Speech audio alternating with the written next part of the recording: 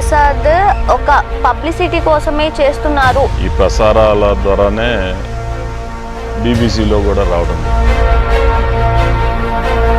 అది ఎంతో యూస్ఫుల్ అవుతుంది, మమ్మల్ని ఆదుకుంటున్నారు. ఆ నవరత్నాల్లో భాగంగా 15,000 10,000 వేస్తా ఉన్నాడు. కరెంట్ ఎమ్మెల్యేగా ఉన్న పార్థసారథి గారి ఇప్పుడు ఆయన అమలు చేస్తున్నారేమైనా ఇచ్చిన హామీల్ని? ఆయన సంవత్సరానికో 6 నెలలకో ఒకసారి కనిపిస్తూ ఉండేవాడు. ఆయన అడ్రస్ లేని వ్యక్తి. అలాగే కాల్ మనీ వ్యవహారంలో కూడా మిమ్మల్ని ఇరికించడం వెనుక ఎవరో హస్తం ఉంది. నా మీద ఆరోపణలు చేసిన పార్టీ అధికారంలో ఉంది. మీకు దమ్ముంటే ఎంక్వైరీ చేయండి.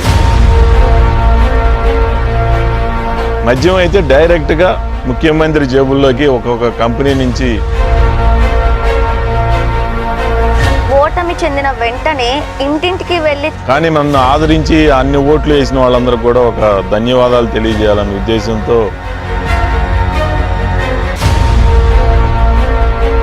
ఈరోజు కరోనానే ఉంది రాష్ట్రంలో. ఈ విధంగా వ్యాప్తి చెందడానికి వైఎస్ఆర్సీపీ ప్రభుత్వమే. రోజాపై మీరు చేసిన అనుచిత వ్యాఖ్యలను ఎలా సమర్థించుకుంటారు? నీకు కుటుంబ సభ్యులు ఉంటారు, నాకు కుటుంబ సభ్యులు ఉంటారు.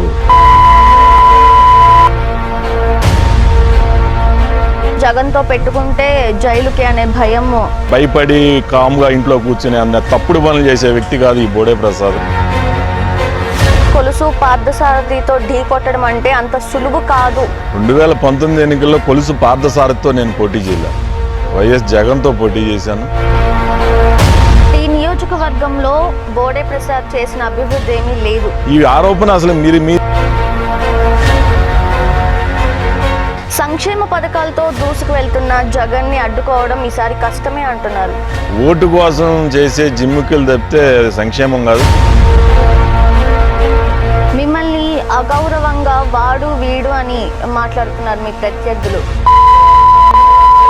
తిడతా ఉన్నారు. సంస్కారం లేని పార్టీ, సంస్కారం లేని వ్యక్తులు, సంస్కారం లేని శాసనసభ్యులు, సంస్కారం లేని మంత్రులు, సంస్కారం లేని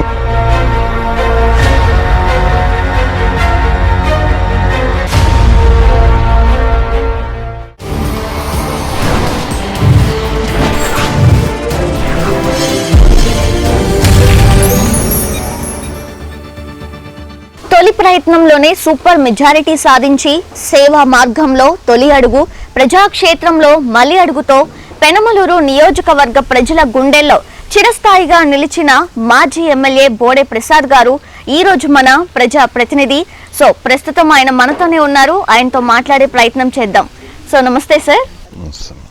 ఎస్ సార్, బోడే ప్రసాద్ గారి కుటుంబ నేపథ్యం ఏంటి? అంటే మీరు రాజకీయాల్లోకి వచ్చారు కాబట్టి రాజకీయ వారసత్వం ఏమైనా ఉందా?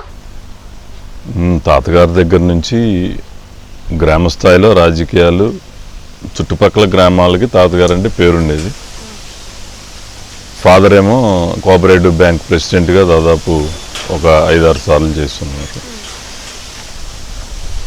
ఆ తర్వాత అనుకోకుండా యాక్సిడెంటల్గా రాజకీయాల్లోకి రావటం నేను జరిగింది. తాతయ్య గారు ఆల్రెడీ రాజకీయాల్లో ఉండటము, సో మీరు కూడా అనుకోకుండా వచ్చారు. ప్రధాన కారణాలు అట్లా అయితే ఏం లేదు వచ్చినప్పుడు. ఓకే, 2014 ఎన్నికల్లో భారీ మెజారిటీ సాధించి విజయం పొందారు. ఆ వెంటనే ఓటమి 2019 ఎన్నికల్లో. సో ఎలా చూస్తారు ఈ రెండింటిని? నేను ఎక్స్పెక్ట్ చేయలేదు. 2014లో భారీ మెజారిటీతో గెలిచినాక ఎప్పుడు కూడా ప్రజలకు సేవ చేసిన వాళ్ళు ఎప్పుడు కూడా ఓడిపోరు, ప్రజలు ఆదరిస్తారు అని చెప్పేసి ఎక్కువ సేవా కార్యక్రమాలు చేయటం, రాజకీయాలు చేయకపోవటం వల్లనే ఓటమి చెందానని నేను. మీరు ఇప్పుడు మీరు చెప్పినట్లే సేవా కార్యక్రమాలు చేస్తామని చెప్పారు. చాలా మంది చూసాం, మేమందరం చూసాం కూడా సేవా కార్యక్రమాల్లో మీరు పాల్గొనడం, చురుగ్గా పాల్గొంటూ ఉంటారు. మొక్కలు నాటడం అవ్వనివ్వండి, మురికి కాలువలు శుభ్రం చేయడం అవ్వనివ్వండి. అయితే ఇవన్నీ కూడా బోడే ప్రసాద్ ఒక పబ్లిసిటీ కోసమే చేస్తున్నారు అనే వాళ్ళకి మీరు ఏం సమాధానం చెప్తారు? పబ్లిసిటీ కోసం అయితే ఎక్కడో ఒక చిన్న మొక్క నాటేస్తే పేపర్ వాళ్ళకి ఇస్తే పేపర్లో ఫోటో వచ్చేస్తుంది, కానీ లక్షల రూపాయలు ఖర్చు పెట్టాల్సిన అవసరం లేదు. ఎక్కడో ఒక చెట్టు పడిపోయి ఉంటే అది పడిపోయి ఉన్నా కానీ చిగురొస్తూ ఉన్నప్పుడు ఈ చెట్టు తీసుకెళ్ళి వేరే చోట పెడితే బతుకుద్ది అనే ఆలోచనతో దానికి ఒక మిషనరీ, ఒక ట్రాలీ, ప్రొక్లైను, క్రేను ఇవన్నీ కూడా మాట్లాడి అది షిఫ్ట్ చేయడానికి దాదాపు ₹1,00,000 ఖర్చు పెట్టి, పబ్లిసిటీ కోసం అంత ఖర్చు పెట్టవసరం లేదు సార్. పబ్లిసిటీ కోసం అయితే ఎక్కడైనా ఏదైనా కార్యక్రమంలో మొక్క పెడితే సరిపోతుంది. అసలు నాకు పచ్చదనం అంటే ఇష్టం అని చెప్పడానికి నా ఆఫీసు, నా ఇల్లు చూస్తే సరిపోద్ది. నేను ఈ మొక్కలు కానీ, ఈ చెట్లు, గార్డెన్, నాకు ఇక్కడ కూరగాయలు పండించుకోవడం కానీ ఆఫీసులో ఆర్గానిక్వి, దానికి ప్రత్యేకంగా నేనేమి బీబీసీలో కూడా రావి చెట్టు పెట్టింది వస్తుందని నేను ఎక్స్పెక్ట్ చేయలేదు. అసలు అనుకోకుండా ఈ ప్రసారాల ద్వారానే బీబీసీలో కూడా రావడం జరిగింది. ఓకే, అంటే ఈ మొక్కలు నాటడము, ఈ సేవా కార్యక్రమాలు, మురికి కాలువలు శుభ్రం చేయడం, ఇవే కాకుండా వైద్య సేవ కూడా చేస్తున్నారు బోడే ప్రసాద్ గారు. అంటే రాజకీయాల్లోకి రాకముందు నుంచే ఈ వైద్య సేవ అందించడం, ఈ సేవలు చేయడం చేస్తున్నారు. అంటే మీరు ప్రత్యక్షంగా ఒక డాక్టర్ కూడానా, లేదంటే ఓన్లీ సేవ వరకే పరిమితమా? కేవలం పేదవాళ్ళకి వైద్యం చేయాలి అనే ఉద్దేశంతో దాదాపు 12-13 సంవత్సరాలు హాస్పిటల్ రన్ చేసాం. అంటే ఈ ఎన్నికల్లో ఓటమి చెందే వరకు కూడా హాస్పిటల్ రన్ చేస్తా ఉన్నాం. ఎలక్షన్ కోడ్ ముందు ఆపాము, ఆ తర్వాత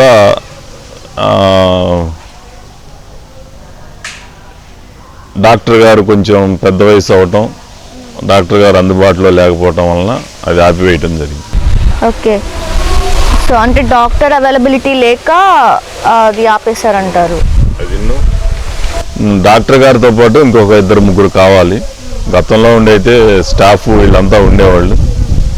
ఇప్పుడు అంత వర్క్ లేదు కాబట్టి ఒకరే ఉంటున్నారు కాబట్టి ఇక అది మనం చేయలేము అని చెప్పి ఉద్దేశంతో అది ఆపివేయటం జరిగింది. ఓకే, అంటే ఫర్దర్లీ అంటే ఫ్యూచర్లో ఏమన్నా మళ్ళీ స్టార్ట్ చేసే అవకాశం ఏమన్నా ఉందంటారా? చేద్దాం, అవకాశం ఉంటే అది నేను ఎప్పుడు కూడా సేవా కార్యక్రమాలు చేయడంలో ముందుంటాను. తప్పకుండా నేను అప్పుడు 2014లో చెప్పాను విద్య, వైద్యం అని, అలాగే చేసుకొచ్చాను. ఇప్పుడు కూడా ఓటమి నన్నేమేం బాధ పెట్టలేదు. అంటే బాధ అంటే ఎవరికైనా ఉంటుంది, కానీ మళ్ళీ దీని మీద విరక్తి పుట్టే అంత అయితే నాకేం లేదు. అది ప్రజల దురదృష్టం ఏమో అని నేను అనుకున్నాను తప్పితే నేనైతే ఓటమి చెందానని అయితే నేనేం అనుకోవట్లేదు. సో సేవా కార్యక్రమాల్లో ప్రజలకు సేవ చేయడంలో ఇంత చురుగ్గా, ఇంత ముందుగా ఉండే బోడే ప్రసాద్ గారు ఇలా ఓటమి చెందారు అంటే ఆయన దురుసుతనంతోనే అనే వాళ్ళకి మీరు ఏం సమాధానం చెప్తారు? దురుస్తనం అనేది 1-2 సార్లు ఎవరికైనా అన్యాయం జరిగినప్పుడు తప్పితే నా గురించి నేను ఏ రోజు కూడా ఎవరి దగ్గర దురుసుగా ప్రవర్తించాల్సిన అవసరం కూడా ఇప్పుడు రాలేదు. అది ఒక ఆరోపణ లాగే అనుకోవచ్చు అంటారా? నా గురించి నేను ఏ రోజు దురుసుగా ప్రవర్తించలేదని చెప్తున్నా కదా. అది ప్రజల గురించో లేకపోతే ఇంకో దాని గురించో అయితే అయ్యి ఉండొచ్చు, కానీ నా గురించి ఏ రోజు కూడా నేను దురుసుగా మాట్లాడలేదు. ఓకే, 2014 ఎన్నికల్లో 3 జిల్లాలతో పోలిస్తే మీరే అత్యధిక మెజారిటీతో గెలుపొందారు. సో 2019 ఎన్నికల్లో ఓటమి చెందారు. అంటే దానికి ప్రధాన కారణం ఏమై ఉండొచ్చు అనుకుంటున్నారు? ఇది రాష్ట్ర వ్యాప్తంగా కూడా ఒక సునామీ లాగా చంద్రబాబు నాయుడు గారికి 2014 ఎన్నికల తర్వాత ఆయన చేసిన అన్ని సంక్షేమ కార్యక్రమాలు గతంలో ఎవరు చేసి ఉండరు. ఈరోజు ఏదో ఒక కుటుంబానికి 10,000-15,000 వేస్తున్నారు అనేది కాదు. శాశ్వతంగా పేదవాళ్ళు అభివృద్ధి చెందాలి, మధ్యతరగతి కుటుంబీకులు కానీ లేకపోతే వ్యాపారస్తులకు కానీ ఈ రాష్ట్రంలో సరైన అవకాశాలు ఉండాలనే ఉద్దేశంతో ఈ రాష్ట్రాన్ని అభివృద్ధి చేశారు. కానీ ప్రజలు రాజశేఖర రెడ్డి గారు చనిపోయిన దగ్గర నుంచి ఆయన చనిపోయిన విధానం బట్టి అంటే ఆయన యాక్సిడెంటల్గా చనిపోవటం,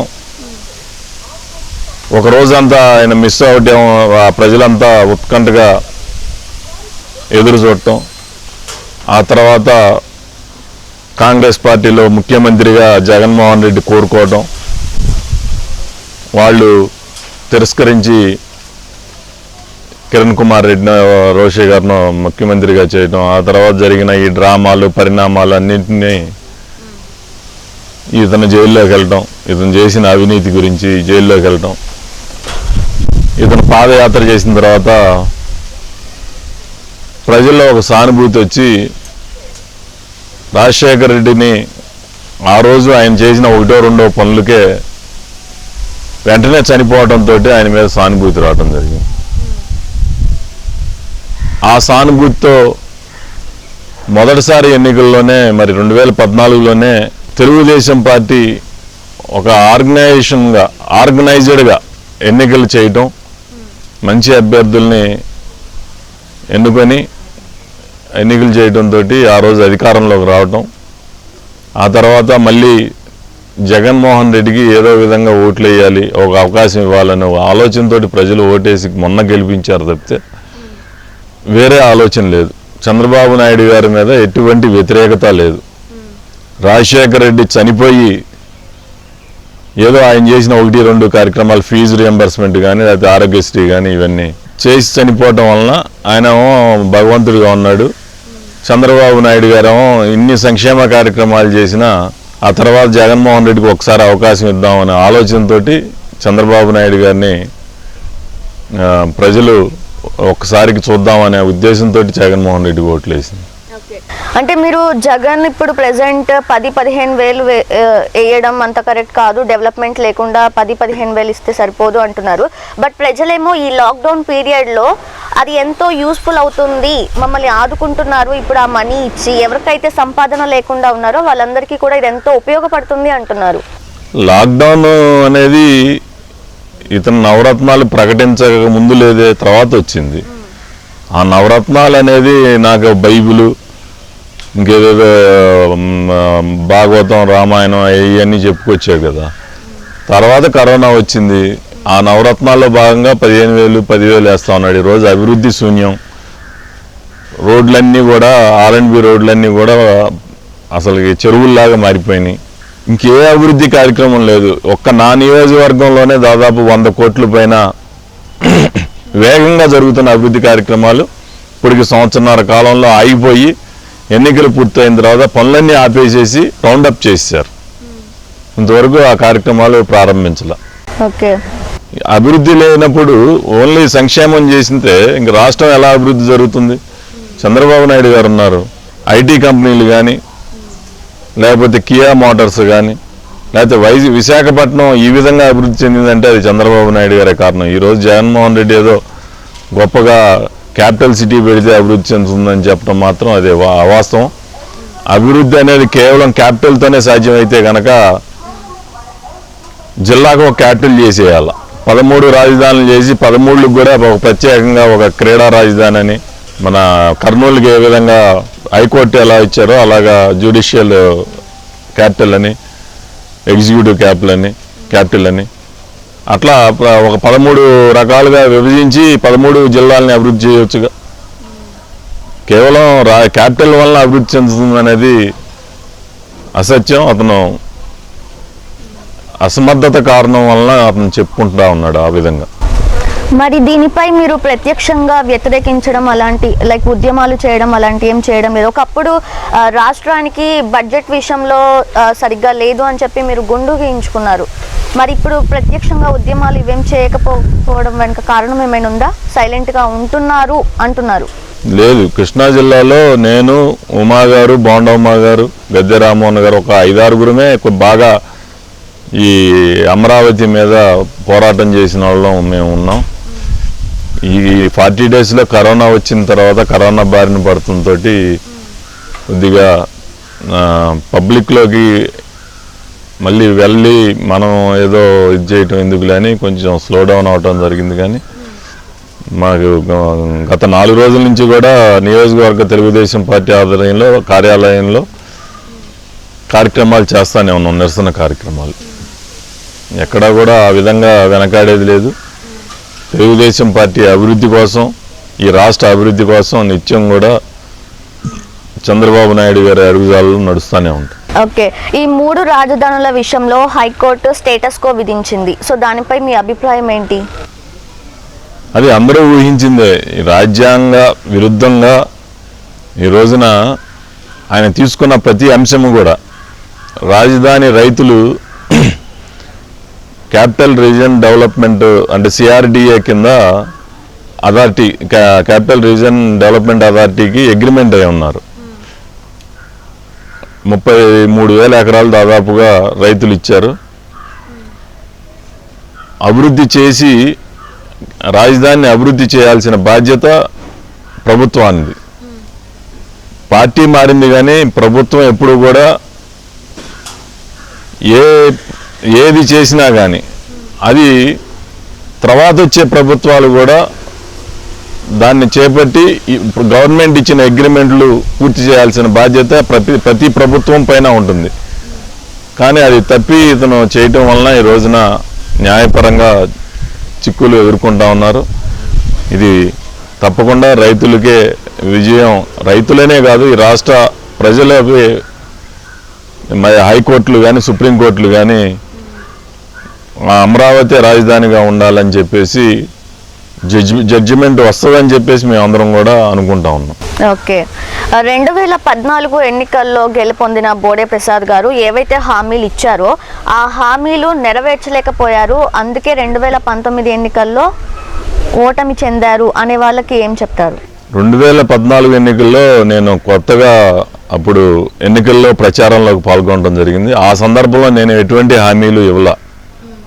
నేను ఒకటే చెప్పా, ప్రభుత్వం నుంచి వచ్చే ప్రతి పైసా కూడా అవినీతి చేయకుండా కేవలం నియోజకవర్గ అభివృద్ధికే ఖర్చు పెడతామని చెప్పేసి ఆ రోజు ప్రచారం చేశాను. వేరే ఇంకా హామీలు కానీ ఏం కానీ ఎక్కడా కూడా ఇవ్వాల. మరి కాలువ గట్లపై నివసించే వాళ్ళకి ఇల్లు కట్టిస్తామని చెప్పారు. నేను ఎక్కడా చెప్పలేదు. కాలువ కట్ల వాసులకి ఇళ్ళు కట్టిస్తాము అని చెప్పేసి ప్రయత్నం చేస్తామని చెప్పుంటానేమో కానీ నేను శాశ్వతంగా ఇది చేస్తామని చెప్తే కాలువ కట్ల వాసులు తొలగించమని చెప్పాం. వాళ్ళు చెప్పుకున్నారు, వైసీపీ వాళ్ళు చెప్పుకున్నారు, మేము పక్కాగా పట్టాలు ఇచ్చేస్తాం. ఎప్పుడు తెలుగుదేశం పార్టీ అధికారంలోకి వచ్చినా కానీ కాలువ కట్లు ఇల్లు పీకేస్తారని చెప్పి అసత్య ప్రచారాలు చేసింది ప్రతిపక్షంగా ఉన్న ఆ రోజు కాంగ్రెస్ పార్టీ కానీ ఈరోజు వైఎస్ఆర్సీపీ కానీ. కానీ ఈరోజు మళ్ళీ వాళ్ళు మేము పీకేస్తాం అని చెప్పేసి ముఖ్యమంత్రే మరి అన్ని పేపర్లలో కానీ టీవీల్లో కానీ ప్రకటన కూడా రావడం జరిగింది. ఓకే, మరి కరెంట్ ఎమ్మెల్యేగా ఉన్న పార్థసారథి గారి ఎలా ఉంది ఆయన నియోజకవర్గంలో? ఇప్పుడు ఆయన అమలు చేస్తున్నారేమైనా ఇచ్చిన హామీల్ని? పార్థసారథి గారు నేను ఎన్నికల ముందు చెప్పాను, 2019 ఎన్నికల్లో గతంలో మంత్రిగా ఉన్నప్పుడు ఆయన సంవత్సరానికో 6 నెలలకో ఒకసారి కనిపిస్తూ ఉండేవాడు. ఎక్కడో విజయవాడలో ఒక PWD గ్రౌండ్లో ఎప్పుడన్నా ఒకసారి వచ్చి ప్రజలందరూ కూడా ఎదురు చూసి ఆయన వచ్చినప్పుడే దర్శన భాగ్యంగా వచ్చి పని చేసుకుని వెళ్ళేవాళ్ళు. ఆయన అడ్రస్ లేని వ్యక్తి. హైదరాబాద్లో వ్యాపారాలను కాపురం ఉంటాడు. నేను ఈ నియోజకవర్గంలో పుట్టాను, ఈ నియోజకవర్గంలో మీ మధ్యలో ఉండే వ్యక్తిని. మీరందరూ కూడా అటువంటి వ్యక్తిని గెలిపించమాకండి అని చెప్పాను. మరి ఈ రోజుకి కూడా నేను రోజుకి దాదాపు 5-6 గంటలు 8 గంటలు ఆఫీసులో అందరికీ అందుబాటులో ఉంటా. దాదాపుగా ఈ నియోజకవర్గంలో 42 గ్రామాల్లో కూడా 100 సార్లు పర్యటనలు చేశాం. ప్రజలు నా దగ్గరకు వచ్చే కన్నా నేనే అక్కడికి వెళ్ళి వాళ్ళ సమస్యలు తెలుసుకునేవాడిని. అలాంటిది ఈ రోజున ఒక గ్రామంలో మరి ఈరోజు శాసనసభ్యుడు ఎక్కడుంటాడో ఎవరికీ తెలియదు. ఎప్పుడో 100కో 1 మరి ఆ నాయకులకి అంటే ఆ పార్టీలో నాయకులకు మాత్రం అడ్రస్ తెలుస్తుంది, వాళ్ళు వెళ్ళి పని చేసుకుంటారు తప్పితే ప్రజలకు మాత్రం అందుబాటులో ఉండే వ్యక్తి కాదు. ఇళ్ల స్థలాల పేరిట దాదాపు 50 కోట్లు ఈ నియోజకవర్గంలో అవినీతి చేసిన సమర్థుడు మరి ఈరోజు ఉన్న శాసనసభ్యుడు. కేవలం మొదటి సంవత్సరంలోనే ఇది పక్కాగా దాదాపు ఒక పెనమలూరు మండలంలో 300 ఎకరాలు పేదవాళ్ళకి ఇళ్ల స్థలాల పేరుతోటి ఎకరానికి 10 లక్షల రూపాయల చొప్పున మరి రైతుల దగ్గర నుంచి తిరిగి తీసుకొని అవి జేబులో వేసుకొని హైదరాబాద్ బెంగళూరులో పెట్టుబడులు పెడతా ఉన్నాడు. ఇది ఒకటే కాదు, రైతులు పంట కొనుగోలు కేంద్రాలు ఓపెన్ చేస్తే అక్కడ సూపర్వైజర్లు కూడా మార్కెట్ యార్డులు వాళ్ళు చెప్పుకుంటా ఉన్నారు, మీరు ఏదైనా చావండి నాకు ఒక 50 లక్షలు తీసుకొచ్చి ఇవ్వండి అని చెప్పి ఎమ్మెల్యే వాళ్ళతో అంటాడు. అట్లా ప్రతి చోట్ల అప్పుడు మంత్రిగా ఉన్నప్పుడేమో కాలువల మీద బ్రిడ్జిలు వేస్తే బ్రిడ్జిలు శాంక్షన్ చేయించినందుకు, ప్రభుత్వ సొమ్ముతో శాంక్షన్ చేయించినందుకు ఇళ్ల స్థలాలు ఆయన పేరుతో రిజిస్ట్రేషన్ చేయాలి. అట్లాగే తాడిగడప బ్రిడ్జి కడితే ఎస్టీపీఎల్ కాలనీలో దాదాపు 500-600 గజాలు అతనికి ఆ డబ్బులు ఇచ్చి మళ్ళీ ప్లాట్ రిజిస్ట్రేషన్ చేస్తే బ్రిడ్జి శాంక్షన్ అవుతుంది. మళ్ళీ ఆ బ్రిడ్జి కన్స్ట్రక్షన్ చేసేది కూడా అతనే. ఈ విధంగా మొన్న ఎన్నికల్లో కూడా బోడే ప్రసాద పార్థసారథ అని చూసి ఎక్కడా కూడా ఓట్లేదు. అక్కడ కేవలం వైఎస్ జగన్కి ఒక్క అవకాశం ఇవ్వాలనే ఆలోచనతో ఆ రోజు ఓట్లు వేశారు. ఇక్కడ ఈ నియోజకవర్గంలో ప్రత్యేకంగా నేను రాజకీయంగా ఆలోచన చేయలేకపోవడంతో ఓటమి చెందాను తప్పితే, ఆ రోజున ఇక్కడ కూడా నియోజకవర్గంలో జనసేన కానీ జనసేనతో కలిసి పోటీ చేసినా కానీ, విడిగా ఈ నియోజకవర్గంలో జనసేన అభ్యర్థి ఉన్నా కానీ నేనే గెలిచి ఉండేవాడిని ఈ సందర్భంగా తెలియజేస్తాం. ఓకే, మీ హయాంలో ప్రజల దగ్గర చందాలు కలెక్ట్ చేసి రోడ్లు వేయించారు అనేది పెద్ద దుమారమే దిగింది. పెద్ద దుమారం కాదు, నేను చెప్పాను డైరెక్ట్గా ఎస్ అని, రోడ్లు అభివృద్ధి చేస్తాను, దానికి దుమారం ఏముంది. ఈరోజు యనమల కుదురులో రిక్వెస్ట్ చేశాం, నేను ఎవరిని డిమాండ్ కూడా చేయలే. మీరు రోడ్డు లేదు, డ్రైన్ లేదు, లైట్ లేదు, వాటర్ లేదు, మీరు ఊరికే బిల్డింగ్లు కట్టేస్తా ఉన్నారు. ప్రభుత్వం ఒకేసారి అంతా కూడా అభివృద్ధి చేయాలంటే అది సాధ్యమయ్యేది కాదు, మీరు కూడా భాగస్వామ్యం చేయండి అంటే వాళ్ళు ఎంత చాలా తక్కువ. ఒక్కొక్క అపార్ట్మెంట్ వాళ్ళు 1 లక్ష 2 లక్షలు ఇస్తే ఆ రోడ్లో 1-2 ఉంటే 4-5 లక్షలు ఉంటే దాదాపు ఈ రోజున యనమల కుదురు కేవలం ఒక యనమల కుదురు గ్రామంలోనే ఆ పని చేసింది. ఎందుకనంటే లేకపోతే ఈరోజు ఆ విధంగా అభివృద్ధి చెందేది కాదు. నేనేమి నా జేబులో అడగల. ఇప్పుడు వాళ్ళు కూడా ఆరోపణలు ఏం చేస్తా ఉన్నారు, రోడ్లకి అడిగారని చెప్తాను. నేనే చెప్పాను, ఆ రోజు చెప్పాను, ఈ రోజు చెప్తా ఉన్నాను.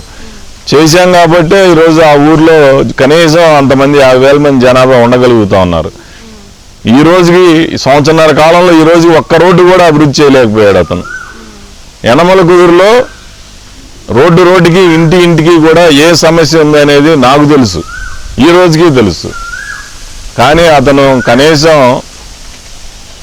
ఎన్నికల ప్రచారంలో కూడా ఆ ఊర్లో అన్ని రోడ్లు తిరిగి ఉండడు. ఇప్పుడు కూడా వెళ్ళే పరిస్థితి లేదు, ఈ 5 సంవత్సరాల్లో కూడా వెళ్ళే పరిస్థితి అయితే నేనైతే తిరుగుతాడని నేను అనుకోవట్లా. నేను అనేక సార్లు ప్రజల దగ్గర కాలువ గట్లకు కానీ ఇళ్ల దగ్గరికి కానీ వెళ్ళి ఇక్కడ ఏంటమ్మా సమస్యలు అని చెప్పేసి ప్రతి ఇంటికి కూడా వెళ్ళి నేనే అడిగేవాడిని. కానీ ఈరోజు అసలు అడిగేవాడు లేడు, వినేవాడు లేడు. అలాగే కాల్ మనీ వ్యవహారంలో కూడా మిమ్మల్ని ఇరికించడం వెనుక ఎవరో హస్తం ఉంది, ఎవరో ఉన్నారు అని కనుక మీరు అనుకుంటే ఎవరు అది? కాల్ మనీ వ్యవహారంలో ఈరోజు డీజీపీగా ఉన్న గౌతమ్ సవాంగ్ గారు వైఫల్యం, ఫెయిల్యూర్, కేవలం అతను అసమర్థత వలన ఆ రోజు ఆ కాల్ మనీ వ్యవహారం రాష్ట్రంలో ఉన్న రాజకీయాలని ఊపేంత ఇష్యూ అయ్యింది. కాల్ మనీ అనేది ఈ రోజుకి కూడా అన్ని చోట్ల కూడా నడుస్తూ ఉంది. ఈయన ఏమన్నా ఆపగలిగాడా? పోనీ నా మీద ఆరోపణలు వచ్చినాయి, ఆ రోజు నువ్వు సిపిగా ఉన్నావు, సరే మేము అధికారంలో ఉన్నామో లేకపోతే నీ మీద ఏమైనా ప్రెషర్లు ఉన్నాయో, మా మీద ఏమైనా యాక్షన్ తీసుకోలేదో అవన్నీ మీకు తెలవాలి. ఈరోజు డీజీపీగా ఉన్నావు, ఈరోజు నా మీద ఆరోపణలు చేసిన పార్టీ అధికారంలో ఉంది, మీకు దమ్ముంటే ఎంక్వైరీ చేయండి, నాకేమన్నా నా హస్తం ఉందనుకుంటే నా మీద కేసులు పెట్టండి, లేకపోతే లోపల వేయండి. అది లేదే. ప్రెసెంట్ అచ్చెన్నాయుడు గారిని కూడా అరెస్ట్ చేశారు, అలాగే జేసీ ప్రభాకర్ రెడ్డి, అది వేరే ఇష్యూలు. అంటే వారి మీద ఆరోపణలు వచ్చాయి ఒకప్పుడు, ఇప్పుడు అరెస్టులు జరుగుతున్నాయి. సో మీ మీద కూడా ఆరోపణలు ఉన్నాయి. సో ఫర్దర్లీ ఏమవుతుంది చేసుకోమనండి, మగతనంగా చెప్తా ఉన్నా, చేసుకోమనండి. ఎవరైతే ఆరోపణలు చేస్తా ఉన్నారో వాళ్ళందరినీ కూడా నా మీద ఎంక్వైరీ చేసుకోమనండి. అసలు మీ మీద ఎందుకు ఇన్ని ఆరోపణలు వచ్చాయి అనుకుంటున్నారు? నా మీద ఎన్ని ఆరోపణలు? అది ఒకటే కదా. కాల్ మనీ వ్యవహారం అవనివ్వండి, ఈ రోడ్ల విషయంలో రోడ్ల ఆరోపణలు ఏముంది, జరిగింది ఏముంది, వాళ్ళకి ఏమి ఇప్పుడు రాజకీయాలు అన్నాక ప్రతిపక్ష పార్టీ అవ్వచ్చు, అభ్యర్థి అవ్వచ్చు, ఏదో ఒకటి ఎతికి మసిపూసి మారేడుకాయ చేస్తే కానీ ప్రజలు నమ్మరు. ఆ విధంగా ఆ రోజున సాక్షి పేపర్ని అడ్డం పెట్టుకొని రకరకాల నాయకులందరి మీద అబద్ధాలు ఆరోపణలు చేయడం ఈ రోజుకి కూడా. ఎందుకనంటే పేద ప్రజల దగ్గరికి ఉచితంగా ఎక్కడైతే ఉందో అక్కడికి ఆ రోజు వాళ్ళ సొంత పేపర్ కాబట్టి ఉచితంగా వేసారు చాలా చోట్ల. వేసేసినప్పుడు ఏంటంటే ఒక్కసారి మనం చెప్తే వాడు ఇట్లాంటి వాడు, ఆవిడ ఎలాంటిది అని చెప్పేసి మనం చెప్తే నమ్మరు జనం. కానీ ఆ అబద్ధాన్ని 100 సార్లు నిజంగానే చెప్పి చేస్తే నిజమే కాబోలు అని చెప్పేసి వాళ్ళందరూ కూడా భావించే అవకాశాలు ఉన్నాయి. ఆ విధంగానే ఈ రోజున వైఎస్ జగన్మోహన్ రెడ్డి సొంత టీవీ, సొంత పేపర్ పెట్టుకొని ప్రజల్ని తప్పుదారి పెట్టించి ఈరోజు ప్రతి దాంట్లో కూడా వైఫల్యం. ముఖ్యమంత్రి అయిన దగ్గర నుంచి ఇసుక కార్మికులకి ఇసుక లేదు. కార్మికులు అనేక మంది ప్రభుత్వం దృష్టికి వచ్చి ఆత్మహత్యలు చేసుకున్నది కొంతమంది అయితే, ప్రభుత్వం దృష్టికి రాకుండా ఎంతోమంది అద్దె ఇళ్లలో ఉన్న వాళ్ళు కూడా అద్దె కట్టలేక సామాన్లు బయటపడేస్తే కాలువల్లో దూకి, మా నియోజకవర్గంలోనే ఒక వ్యక్తి కాలువలో దూకి ఆత్మహత్యకి ప్రయత్నం చేసిన సంఘటన నాకు తెలుసు. ఇది కేవలం ఇసుక మూలాన. ఈ రోజుకి కూడా నేను ఒకటే సూటిగా అడుగుతా ఉన్నా, ఏదో ఇసుక కార్పొరేషన్, శాండ్ కార్పొరేషన్ పెట్టామని లేకపోతే ఇంకోటి ఏదో చేసామని చెప్తా ఉన్నాడు. నీ మంత్రో లేకపోతే మీ అధికారులు వచ్చి ఏదైనా ఒక కన్స్ట్రక్షన్కి ఆన్లైన్లో బుక్ చేసుకునే విధంగా మీరు దగ్గరుండి చేయండి. 48 గంటల్లో మీ ముఖ్యమంత్రి టీవీలో చెప్పినట్టుగా ఎక్కడైనా ఒక ఇసుక ట్రిప్ వస్తుందేమో ఒకసారి చూపించమని చెప్పి ఛాలెంజ్ చేసి అడుగుతా ఉన్నాను. కానీ చేయలేరు. ప్రతి దాంట్లో కూడా అవినీతి. ఈరోజు ఇసుక, మద్యం అయితే డైరెక్ట్గా ముఖ్యమంత్రి జేబుల్లోకి ఒక్కొక్క కంపెనీ నుంచి నెలకి ఇన్ని 100 కోట్లు అని చెప్పేసి ముఖ్యమంత్రి జేబులోకి వెళ్ళే పరిస్థితి ఉంది. ఈ విధంగా ఈ రోజున మద్యం తాగే వాళ్ళైతే కేవలం గతంలో మేము చూసినప్పుడు పార్టీలు ఆ పార్టీ అని ఈ పార్టీ అని చెప్పేసి తిట్టుకుంటూ ఉండేవాళ్ళు. కానీ ఈ రోజున ఆ మద్యం షాపుల దగ్గర ఉన్నప్పుడు వాళ్ళు తిట్టే తిట్లు వింటూ ఉంటే అసలు ముఖ్యమంత్రి, ఇంకో ముఖ్యమంత్రి అయితే ఈ పార్టీకి రాజీనామా చేసేవాడు.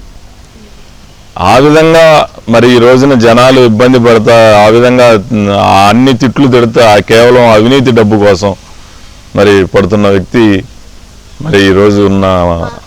Sorry for the interruption. అంటే వాళ్ళు చెప్పేది ఏంటంటే, ఆ పార్టీ వాళ్ళు చెప్పేది ఏంటంటే, గత ప్రభుత్వంలో ఆదాయం కోసం బెల్ట్ షాపుల్ని పెంచుకుంటూ పోయారు, ఇప్పుడు అలా ఉండకూడదు ఆ పరిస్థితి, అవి తగ్గించడం కోసమే మేము ఇలాంటి పాలసీస్ తీసుకొస్తున్నాము అని చెప్తున్నారు. అంటే అన్ని బ్రాండ్లు ఎందుకు అమ్మట్లేదు? దానికి దీనికి సంబంధం ఏంటి? ఏదో పనికిమాలిన బ్రాండ్లు దేశంలో ఎక్కడ కనపడిన బ్రాండ్లు ఎందుకు ఇక్కడ చేశారు? మిగిలిన ఏదైతే 100 సంవత్సరాల నుంచి ఉన్న 1-2 బ్రాండ్లు అసలు కనుమరుగైపోయినాయి. ఇక్కడ దొరక కేవలం ఈ రోజున గ్రామాల్లో వైసీపీ పార్టీ వాళ్ళు తెలంగాణకి విపరీతంగా ఆ మద్యం మీద ఆదాయం పెరిగి ఉంటుంది. అక్కడి నుంచి లారీలతో సరుకు తీసుకొచ్చి ఇక్కడ గ్రామంలో బెల్ట్ షాపులు నడుపుతూ ఉన్నారు. బెల్ట్ షాపులు రద్దయింది ఎక్కడ? ఈ రోజున ప్రభుత్వంలో దొరకని బ్రాండ్లు వైసీపీ కార్యకర్తల దగ్గర దొరుకుతూ ఉన్నాయి, వాళ్ళు అమ్ముతూ ఉన్నారు. మొన్న చెప్తా ఉన్నాడు ముఖ్యమంత్రి, 35,000 కేసులు మందు తాగారు గతంలో, ఇప్పుడు 11,000 కేసులే మందు తాగుతున్నారని చెప్పేసి.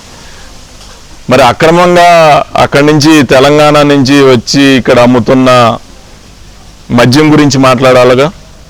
ఇప్పుడు దొరుకుతున్నది పోలీసులు పట్టుకుంటా ఉన్నారు. అంటే అది 100 కేసులు వస్తే 25 కేసులు ఏమైనా దొరుకుతాయేమో.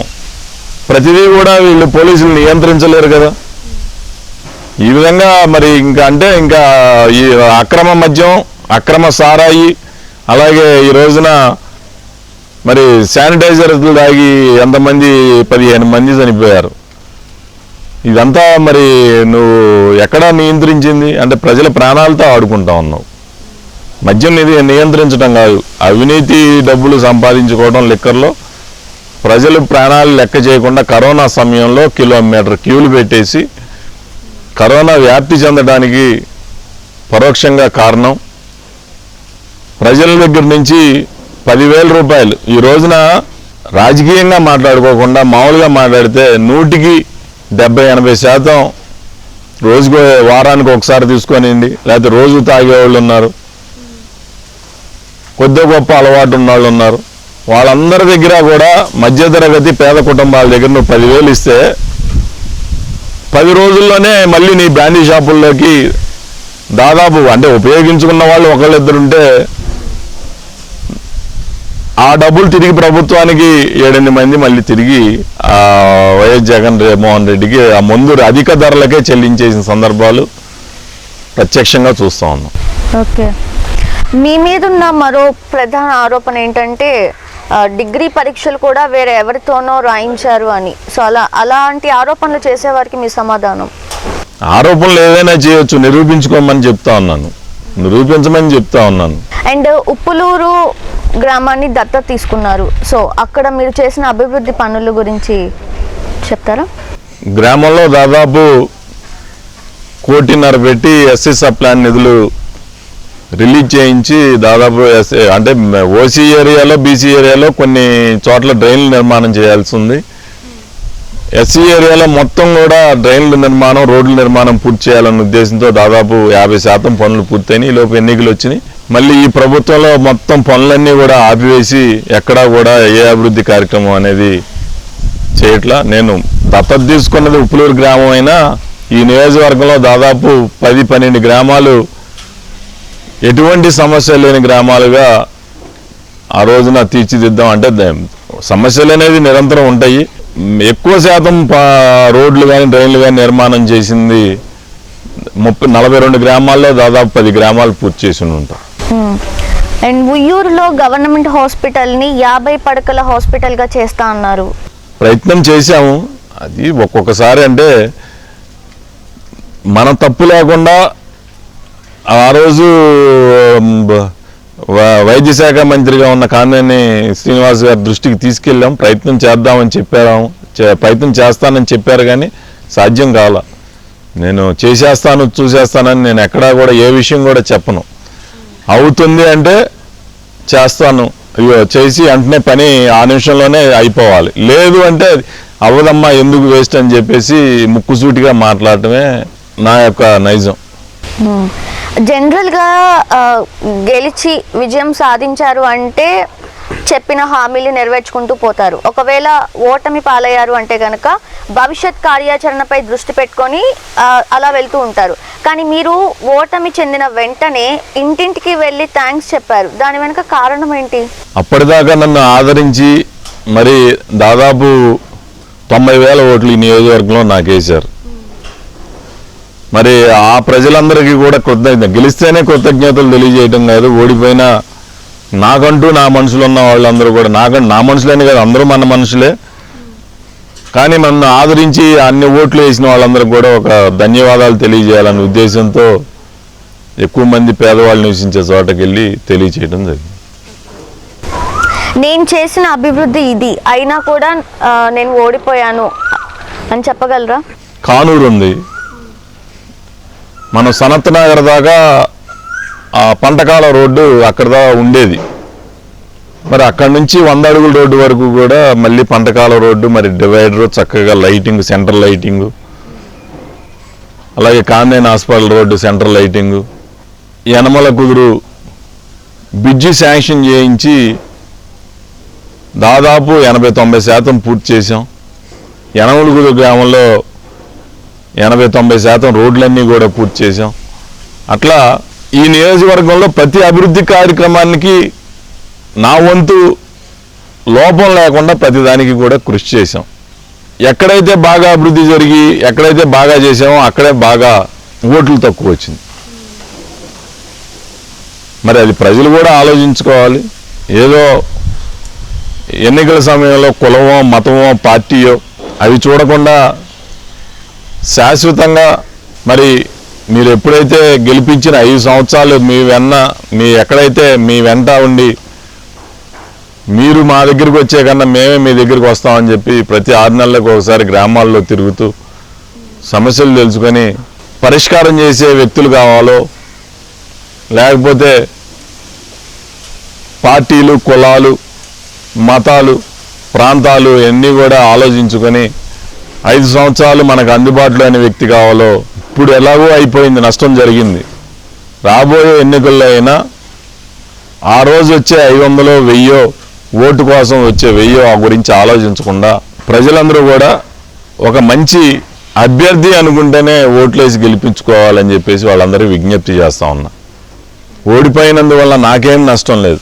ఎందుకు చెప్తా ఉన్నానంటే, ఈ రోజున నా దగ్గరకు వచ్చి పని చేయించుకోవడానికి ఎవరికైనా చాలా తేలిక చేయాలి. ఫోను 24 గంటల్లో ప్రతి గంట కూడా నా ఫోన్ ఎప్పుడు కూడా ఆన్లోనే ఉంటుంది.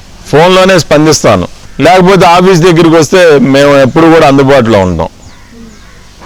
మరి అలాంటి వ్యక్తిని ఈ రోజున వదులుకొని ఎక్కడికి వెళ్ళాలో కూడా తెలియని వ్యక్తిని ఈరోజు మీరు అందరూ కూడా ఎన్నుకొని ఈ ఇబ్బంది పడేది పని, మరి ఆ యొక్క పనిష్మెంట్ ఎవరికి అనేది ఇప్పుడైనా ప్రజలు అర్థం చేసుకోవాలని ఈ సందర్భంగా తెలియజేస్తాం. కొంతమంది అంటే ఇప్పుడు జగన్ ఏవైతే హామీలు ఇచ్చారో, అమ్మఒడి పథకం అవనివ్వండి, చేయూత, నాడు నేడు, ఇలా ప్రతి చెప్పిన పథకాలలో కొన్ని అమలు చేశారు, కొన్ని అమలు చేసుకుంటూ వెళ్తున్నారు.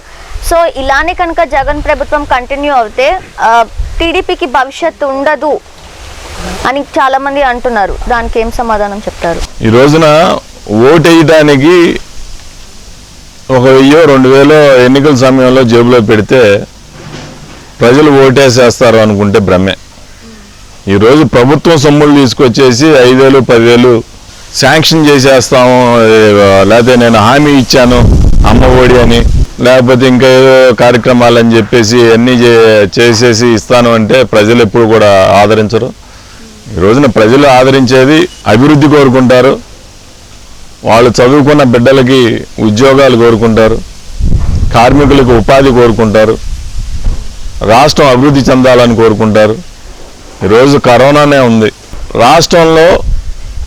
ఈ విధంగా వ్యాప్తి చెందడానికి వైఎస్ఆర్సీపీ ప్రభుత్వమే ముఖ్య కారణం. ఈ ముఖ్యమంత్రి అసమర్థతే ముఖ్య కారణం. దేశంలో 3వ రాష్ట్రంగా, త్వరలోనే 2వ రాష్ట్రంగా కూడా మరి ఎదుగుతూ ఉంది, అభివృద్ధిలో కాదు కరోనాలో. చనిపోయే వాళ్ళు ప్రభుత్వం దృష్టికి వచ్చేది సగం మంది కూడా రావట్లా. చాలామంది కరోనా అని తెలవకముందే చనిపోయిన పరిస్థితులు గ్రామాల్లో చాలా చోట్ల ఉన్నాయి.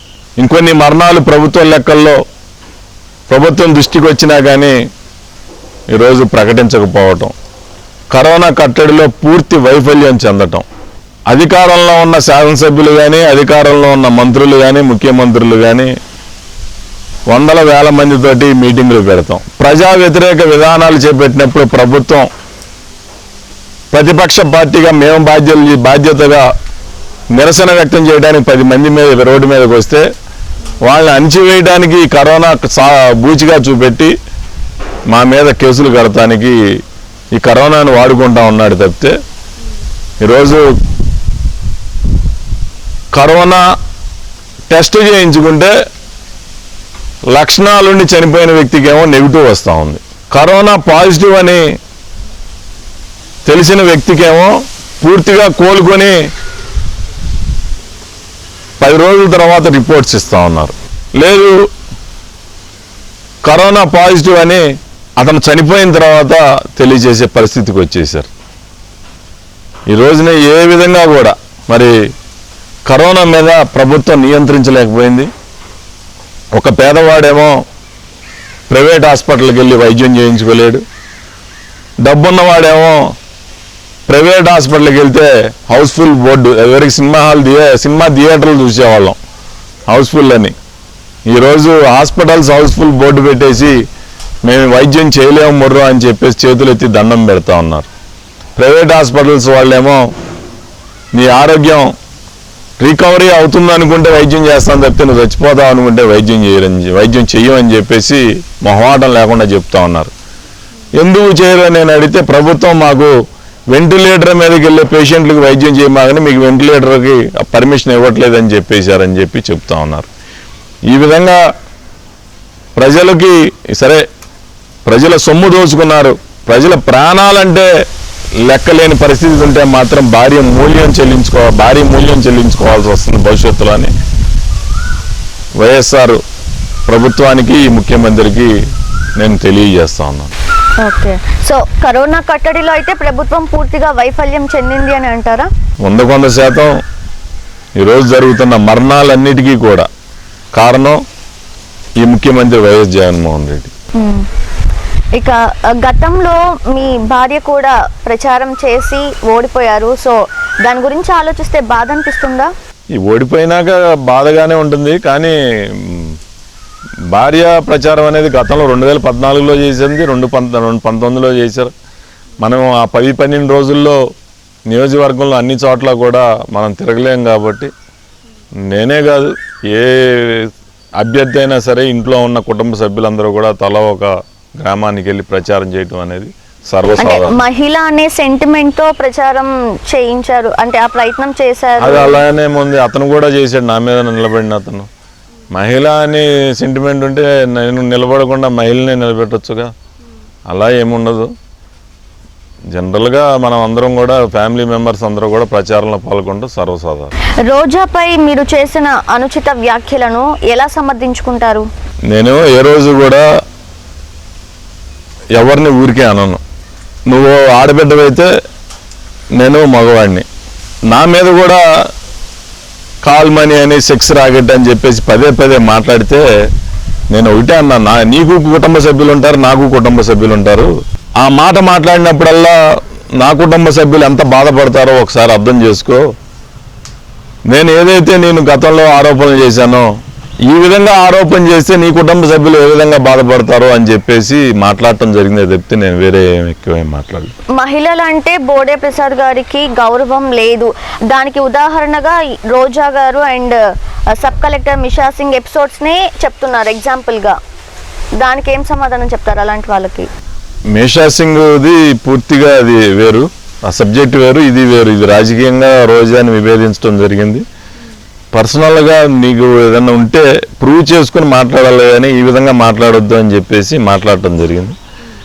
మిషా సింగ్ది ఆవిడ నా కార్యాలయం మీదకి ఆ రోజున పోలీసులతోటి ఊరికే ఏదో లాంగ్ మార్చ్గా వచ్చినట్టుగా ఏదో రౌడీని ఏదో చేసినట్టుగా రావడం అనేది తప్పని చెప్పి ఆ రోజు ఎదుర్కొనడం జరిగింది తప్పితే నేను ఆ రైతు గురించి, నా గురించి కాదు, అది ఎవరో ఒక రైతు గురించి నేను ఆ రోజున చిన్న చేను గట్టు ప్రొక్లైన్తో సరి చేసుకుంటుంటేనే కేసు కడతాం అనేది కరెక్ట్ కాదు. ప్రభుత్వంలో ఉండి మరి ఎంతోమంది భూ ఆక్రమణలో లేదా అలాంటి వాటి మీద చూడాలి కానీ ఏదో రైతుకి పంట కలిసి వస్తుందని గట్టు గడుపుకునే దాంట్లో నువ్వు ప్రొక్లైన్ సీజ్ చేయడం కరెక్ట్ కాదని చెప్పేసి ఆ రోజు ఎదుర్కొంటాం చెప్పింది. మహిళలంటే గౌరవం లేకపోవడం అనేది ఈ 2 ఇష్యూలతోనే తేల్చేస్తే అది కరెక్ట్ కాదని చెప్తా ఉన్నాం.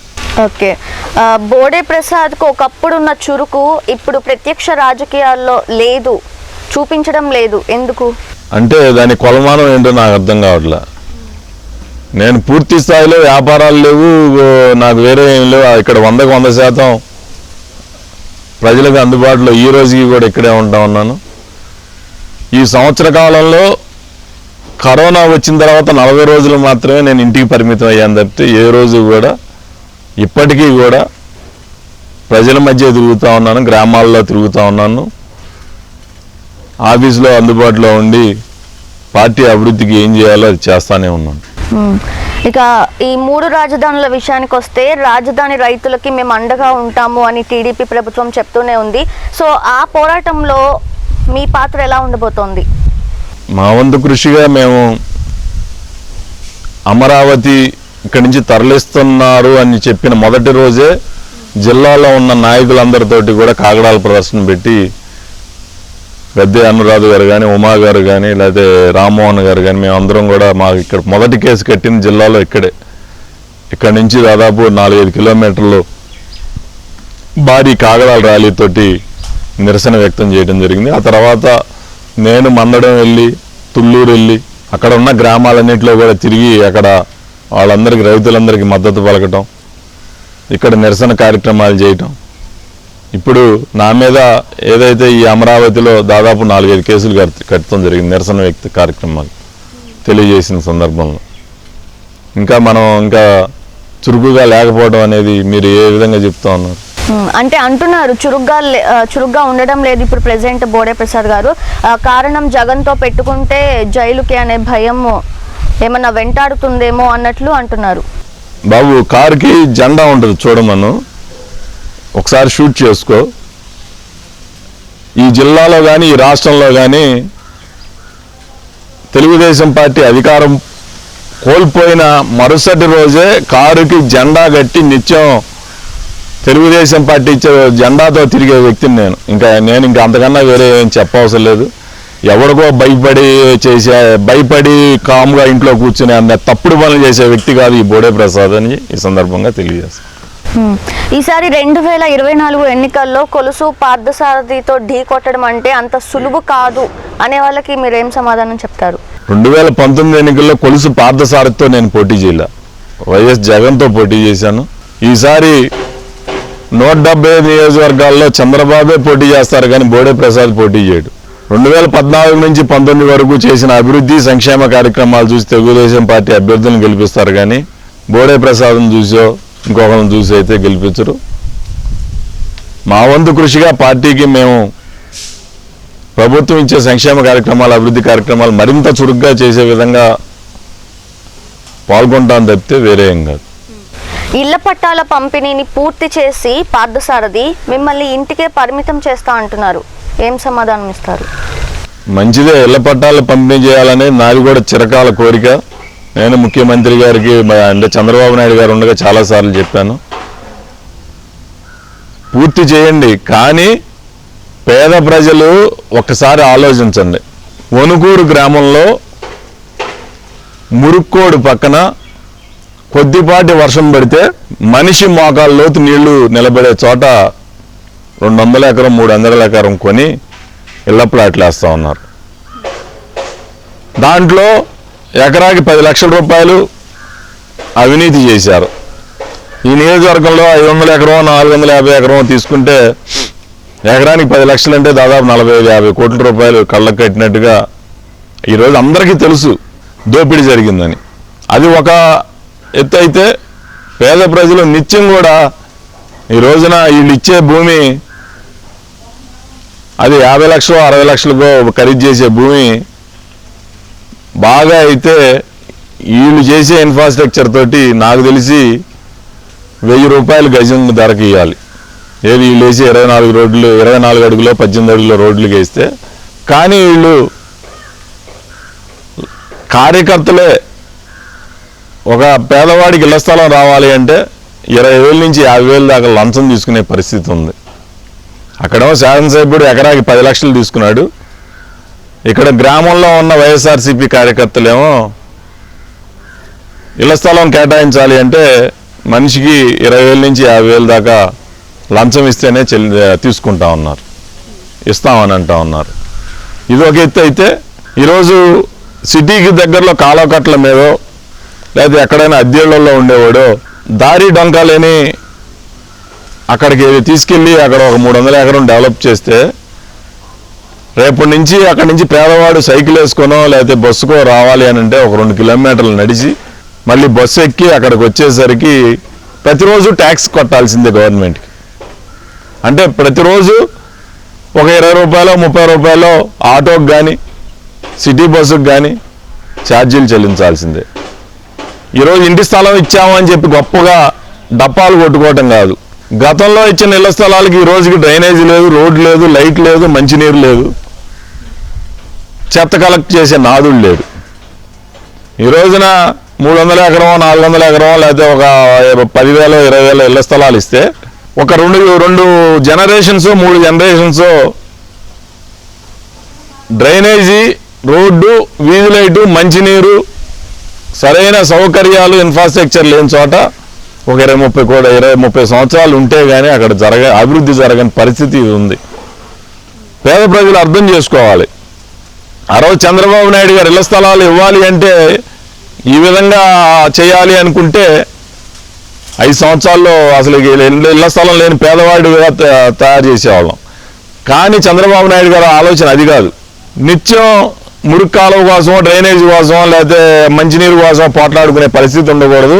శాశ్వతంగా ఒక మంచి బంగ్లాలో ఒక అపార్ట్మెంటు ఎవరైతే ధనవంతులు ఉండే అపార్ట్మెంట్ లాగా ఉంటుందో దాంట్లోనే నివాసం ఉండాలి అనే ఉద్దేశంతో రాష్ట్ర వ్యాప్తంగా 5 లక్షల గృహాలు నిర్మాణం చేసి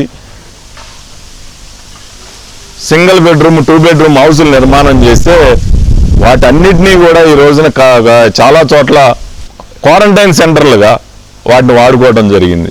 కొన్ని చోట్లేమో ఇప్పుడు చెదపురుగులు పెట్టేసి పనికి రాకుండా తయారవటం జరిగింది. ఈ విధంగా మరి నిజంగా నువ్వు పేదవారి అభివృద్ధి కోరుకునేవాడు అయితే ఒక ఇంటి నిర్మాణం చేసి మొత్తం ఇన్ఫ్రాస్ట్రక్చర్ డెవలప్ చేసి ఇస్తే 100% పేదవాడి కోసం నువ్వు కోరుకున్న వ్యక్తి అవుతావు. కానీ కేవలం నీ వ్యక్తిగత స్వార్థం కోసం, నీ రాజకీయ పార్టీ లబ్ధి కోసం, వైఎస్ జగనన్న కాలనీలని పేర్ల కోసం ఏదో ఒక 48 గజాల స్థలం ఇస్తే దాంట్లో ఒక కుటుంబం ఉండాలి అంటే ఏ విధంగా సాధ్యం అవుతుంది? ఒకసారి ప్రజలందరూ కూడా ఆలోచన చేసుకోవాలని చెప్పి ఈ సందర్భంగా ప్రజలందరికీ కూడా విజ్ఞప్తి చేస్తా ఉన్నాం. ఎస్, ఇక పెనమలూరు నియోజకవర్గంలో ఏ పార్టీ అధికారంలో ఉన్నా ఇసుక అక్రమ దందా అనేది జరుగుతుంది అనే దానిపై మీ అభిప్రాయం ఏంటి? ఇసుక మీద అవినీతి అనేది ఆరోపణలు చేశారు, కానీ చెప్పుకోవడంలో మేము విఫలమయ్యామని చెప్తా ఉన్నాను. ఆ రోజు ఉచితం అనేది అనకుండా కిరాయికే ఇసుకనంటే ప్రజలందరూ కూడా కిరాయికి తీసుకొని ఇసుక ఇస్తున్నారు అనుకునేవాళ్ళు. కేవలం ఇసుక క్వారీలో 100-200కి లోడ్ చేస్తేనే అవినీతి అని చెప్పేసి, నిజంగానే తెలుగుదేశం పార్టీ వాళ్ళు అవినీతి చేశారు అని చెప్పేసి చాలామంది భావించే పరిస్థితిగా ఆ రోజున ఉంది, వాస్తవం అది. కానీ ఈరోజు విచ్చలవిడిగా ఒక లారీ ఇసుక కొనాలి అంటే 25,000 రూపాయలు మీ సేవలో బుక్ చేస్తే రాదు. ఎవరైతే ఇసుక క్వారీలు నడుపుతా ఉన్నారో వాళ్ళని సంప్రదిస్తే లారీ ఇసుక 25,000 రూపాయలకి ఈరోజు వైఎస్ఆర్సీపీ కార్యకర్తల ద్వారా ట్రాక్టర్ 1300-1500 కూడా గతంలో దొరికింది. ఈరోజు 4,000-5,000కి దొరుకుతుంది. ఇది అవినీతి అంటారా, అది అవినీతి అంటారా? ప్రజలు ఆలోచించుకోవాలని సందర్భంగా తెలియజేస్తాం. ఓకే. అండ్ ఈ నియోజకవర్గంలో బోడే ప్రసాద్ చేసిన అభివృద్ధి ఏమీ లేదు, రోడ్లు వేయడం తప్ప. అది కూడా కమిషన్ల కోసమే వేశారు అని ప్రతిపక్షాలు ఆరోపిస్తున్నాయి. అసలు నేను డబ్బుల గురించి ఆలోచించే వ్యక్తినైతే ప్రజలకు తెలుసు, నేను ప్రత్యేకంగా నేను చెప్పవసరం లేదు. ఒక్కడ కమిషన్లు అనేది ఏ రోజు కూడా కాంట్రాక్టర్లను వెతికి మరీ నువ్వు చేసుకో అని చెప్పేసి వాళ్ళందరికీ కూడా వర్కులు అని చెప్పేసి ఇవ్వడం జరిగింది తప్పితే ఏ రోజు కూడా ఈ ఆరోపణ అసలు మీరు ఎలా అడుగుతున్నారు నాకు తెలియదు, కానీ ఎవరు కూడా ఈ మాట ఇంతవరకు నియోజకవర్గంలో నేను వినలేదు. ఈ ఆరోపణ వినలా నేను అసలు.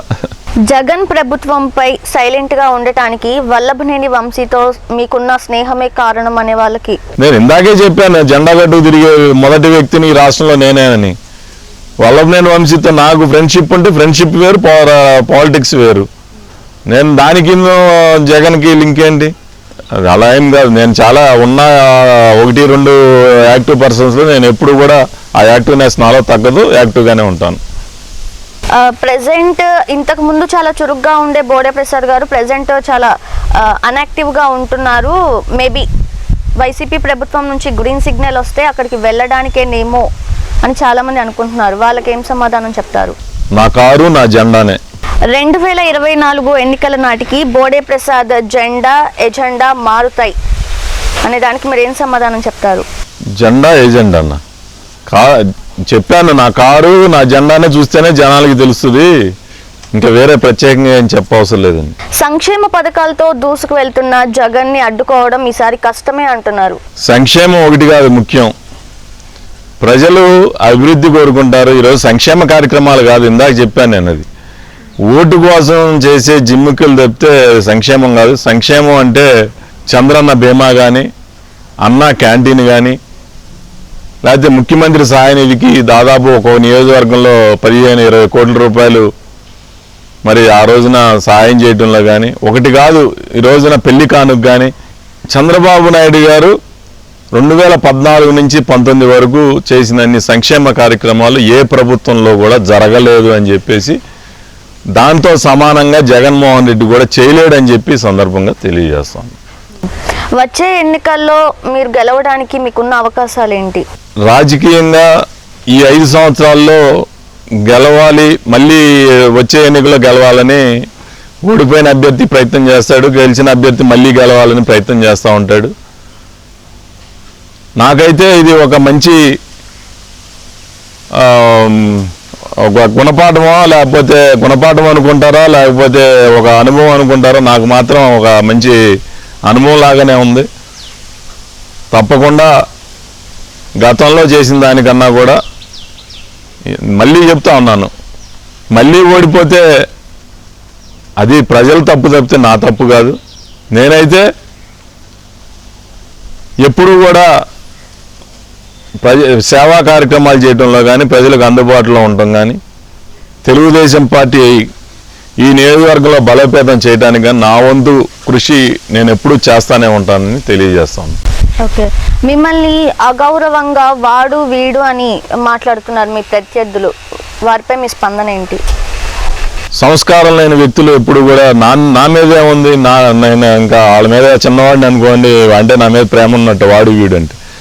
ముఖ్యమంత్రి గారినే ఆడమ్మ మొగుడు ఈడమ్మ మొగుడు అని చెప్పి మంత్రుల్ని వీళ్ళని తిడుతూ ఉన్నారు. సంస్కారం లేని పార్టీ, సంస్కారం లేని వ్యక్తులు, సంస్కారం లేని శాసనసభ్యులు, సంస్కారం లేని మంత్రులు, సంస్కారం లేని ముఖ్యమంత్రి వైఎస్ఆర్సీపీ పార్టీ అని ప్రజలకి తెలుస్తూ ఉంది. టీడీపీలో చంద్రబాబు లేకపోతే నాయకత్వ లోపం తప్పదంటారా? లేకపోతే అనే సమస్య ఎందుకుంది? ఇప్పుడు ఉన్నారు కదా, చంద్రబాబు నాయుడు గారు ఉంటారు. ఆయన తర్వాత ఎవరు అంటే ఆబ్వియస్లీ లోకేష్ ఉన్నారు, లోకేష్ గారు ఉన్నారు, కానీ ఆయన నాయకత్వంపై భువనేశ్వర్ గారు ఉన్నారు, బ్రాహ్మణి గారు ఉన్నారు. అంటే లోకేష్ గారి నాయకత్వంపై ఎన్నో ఆరోపణలు ఉన్నాయి, వాటికి మీ సమాధానం ఏంటి? కార్యకర్తల సంక్షేమం కోసం దాదాపు 53 లక్షల మందిని చేసినప్పుడు ఆహా ఓహో అన్నారు. ఈరోజు అనుకోకుండా ఓటమి చెందినంత మాత్రాన ఒక నాయకుడు నాయకత్వ లక్షణాల మీద మాట్లాడుతూ అనేది కరెక్ట్ కాదు. తను పంచాయతీరాజ్ శాఖ మంత్రిగా మరి ఎన్నో విజయాలు నరేగా ఫండ్స్ తేవడంలో కానీ లేకపోతే నూతన పద్ధతుల్ని అంటే నూతన విధానాన్ని అమలు చేయడంలో కానీ మరి ఆయన టెక్నాలజీని సింక్రనైజ్ చేయడంలో తన వంతు పాత్ర ఎప్పుడూ కూడా ఉందని నేను అనుకుంటా ఉన్నా. ఓకే, జనసేనతో ఉన్న విభేదాలు కూడా టీడీపీని దెబ్బతీసాయి అనుకోవచ్చా? బెటర్గానే ఉంటుంది. ఎప్పుడు పార్టీలు కలిసి ప్రయాణం చేస్తే ఒకళ్ళకి ఇద్దరు ఎప్పుడు కూడా బాగానే ఉంటుంది.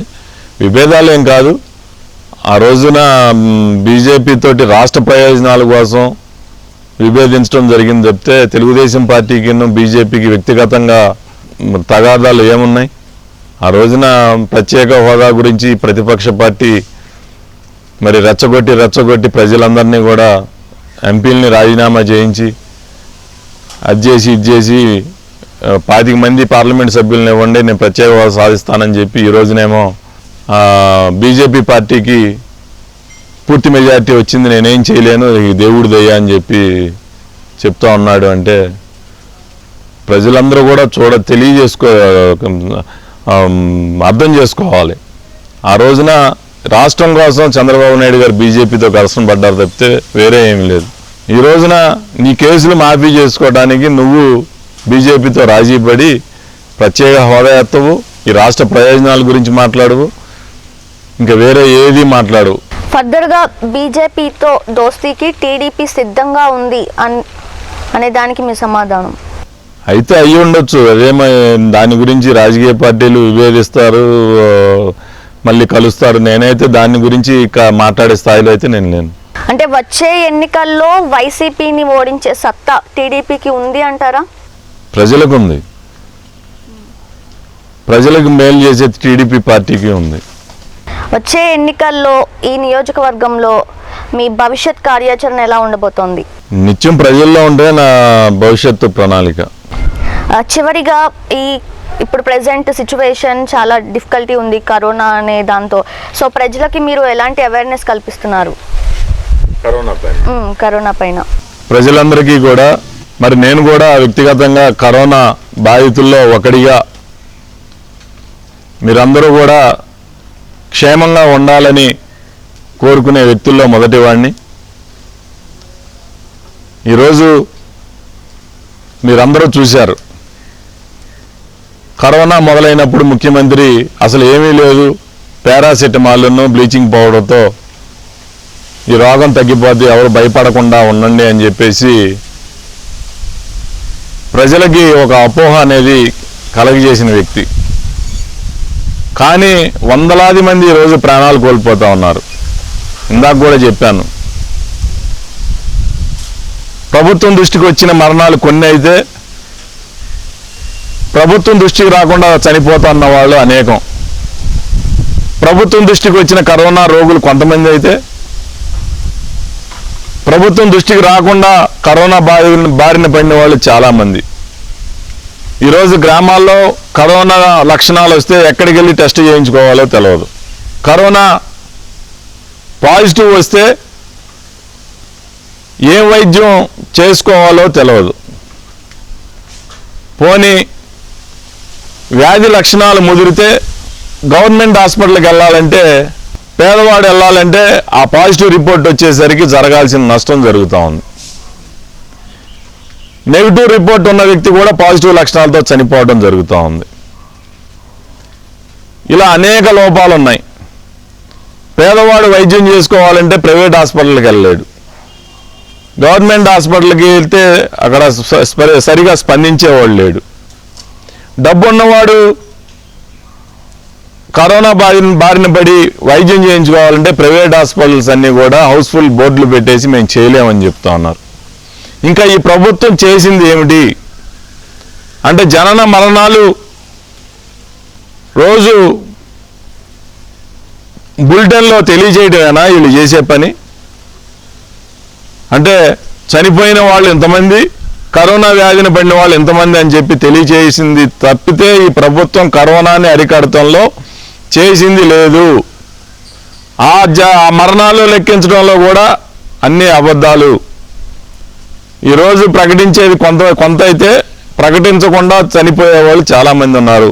దయచేసి ప్రజలందరూ కూడా సోషల్ డిస్టెన్స్ పాటించండి. బయటికి వెళ్ళినప్పుడు వ్యక్తి కలవకుండా, టచ్ చేయకుండా, మొహానికి మాస్కులు పెట్టుకొని మనం బయట మార్కెట్కి కానీ రైతు బజార్కి కానీ వెళ్ళినప్పుడు భౌతిక దూరం పాటించమని చెప్పేసి తెలియజేస్తా ఉన్నాను. అలాగే వ్యాధి లక్షణాలు ఉన్నట్లయితే వెంటనే నేను కూడా ఒక వీడియో కూడా ఇవ్వడం జరిగింది. నాకు ఫోన్ చేసినట్టయితే నా వంతు సహాయంగా ఏం వైద్యం చేసుకోవాలో లేదా ఏ హాస్పిటల్కి వెళ్ళాలో, ఆ వ్యాధి తీవ్రతను బట్టి ఏ విధంగా మనం చేయాలో అనేది తెలియచేస్తానని చెప్పేసి ఒక వీడియో కూడా ఇవ్వడం జరిగింది. ఈ సందర్భంగా కూడా మీకు కూడా తెలియచేస్తా ఉన్నాను. కానీ వ్యాధి వచ్చిన తర్వాత వైద్యం కన్నా కూడా వ్యాధి బారిన పడకుండా మనకు మనం కాపాడుకోవటం ముఖ్యం. ఈ రోజున ఆస్తి కన్నా కూడా, మనం చదువుకున్న చదువుల కన్నా కూడా మన ప్రాణాలు ముఖ్యం. కాబట్టి మీరందరూ కూడా జాగ్రత్తలు పాటించి కరోనా బారిన పడకుండా మన ప్రాణాలు రక్షించుకోవాలని చెప్పి ఈ సందర్భంగా తెలియజేస్తా ఉన్నాను. Right, thank you sir, thank you so much. So Penamaluru నియోజకవర్గం ప్రజల గుండెల్లో చిరస్థాయిగా నిలిచిన మాజీ ఎమ్మెల్యే బోడే ప్రసాద్ గారితో ఇది ఇవాల్టి ప్రజాప్రతినిధి.